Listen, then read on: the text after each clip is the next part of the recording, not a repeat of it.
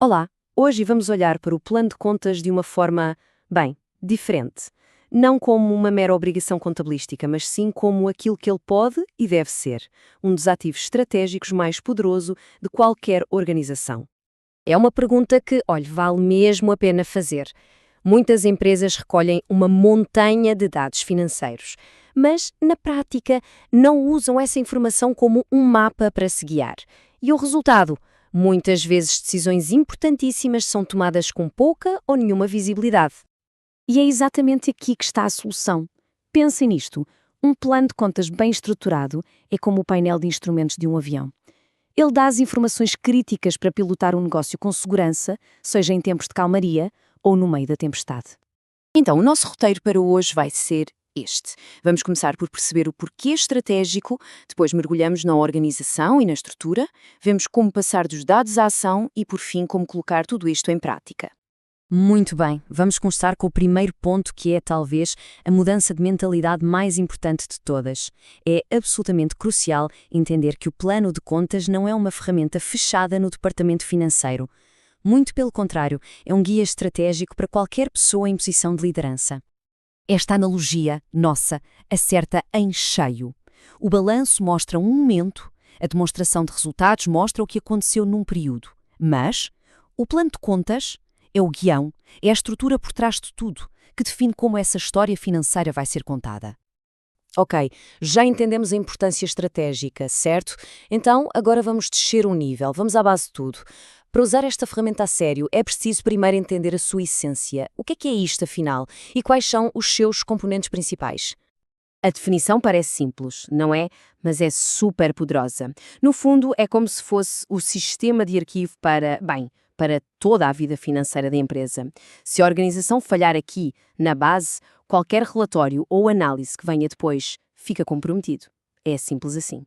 E tudo se resume a estes blocos de construção principais.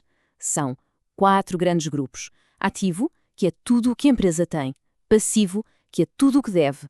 Património líquido, que é o que mede a verdadeira riqueza do negócio.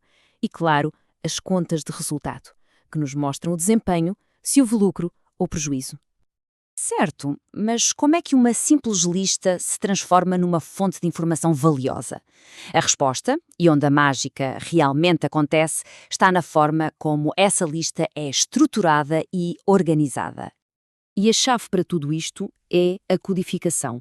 Parece um detalhe técnico, mas é o que faz tudo funcionar. Ao dar códigos a cada grupo de contas, como por exemplo começar todos os ativos com o número 1, cria-se uma linguagem universal dentro da empresa. E é isto que permite que os sistemas informáticos, hoje em dia, extraiam e analisem dados quase em tempo real. Outro ponto super importante que temos de entender é a diferença entre circulante e não circulante. O circulante tem a ver com o dia a dia, o ciclo de um ano, o dinheiro que entra e sai para a operação rodar. Já o não circulante tem o foco no futuro a longo prazo, os grandes investimentos, as dívidas de longo prazo, a estabilidade da empresa.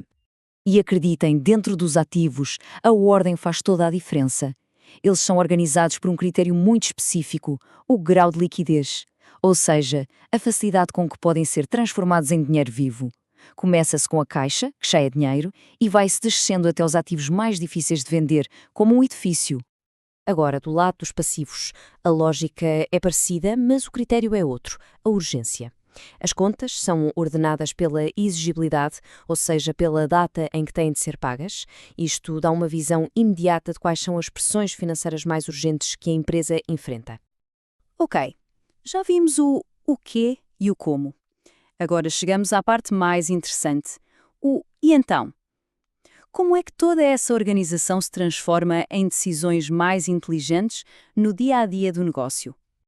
É com um plano de contas bem feito, de repente é possível responder a uma série de perguntas críticas. Temos dinheiro para pagar as contas no próximo mês? Onde é que podemos ser mais eficientes? O preço deste produto está a cobrir todos os custos? Será que é uma boa altura para investir ou é melhor guardar os lucros? A estrutura dá-nos as pistas para estas respostas.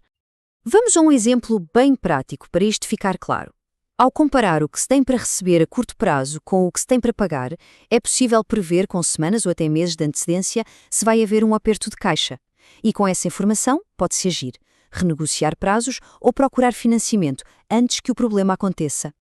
Ou então, pensem nisto. Se as despesas de marketing estão a subir muito, mas as vendas não estão a acompanhar, ter essa informação detalhada permite reavaliar a estratégia na hora, em vez de se esperar pelo fim do ano para ver o estrago. Isto é gestão em tempo real. Certo.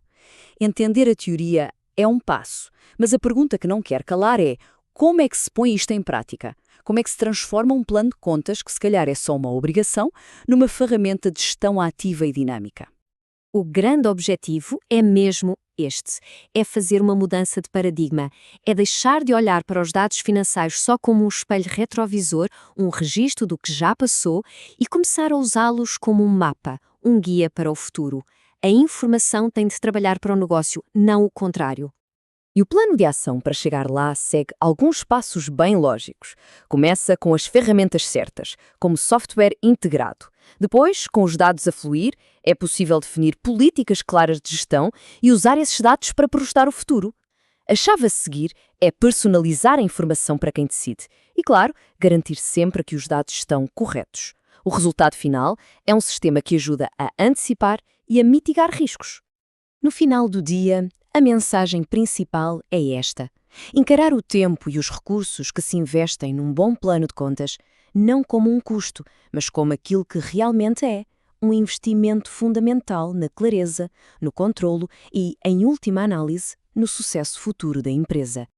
E para terminar, fica esta reflexão. Todos os números de uma empresa, todos os dias, estão a contar uma história. Uma história de sucessos, de desafios, de riscos e de oportunidades. A grande questão é: será que a estrutura que existe hoje permite que essa história seja ouvida com clareza, a tempo de se poder escrever o próximo capítulo